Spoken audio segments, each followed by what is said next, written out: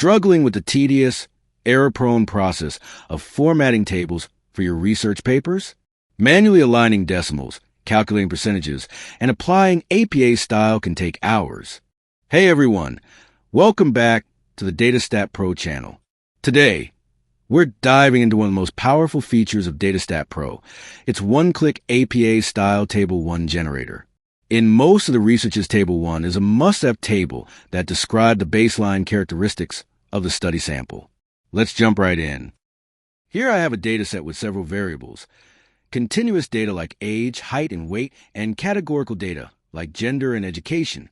To create our baseline characteristics table, I can access it from the left sidebar navigation under Publication Ready Tables section or from the top Publication menu. Click on Table 1 button. It will take you to Table 1 Generator.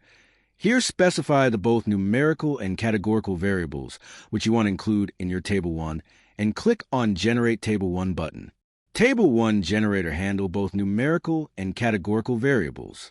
This includes numerical summaries for numerical variables and frequency distribution for categorical variables along with the APA style write-up. Top of all, you can download fully formatted table in MS Word format. The downloaded table and the write-up is ready to be incorporated in research paper.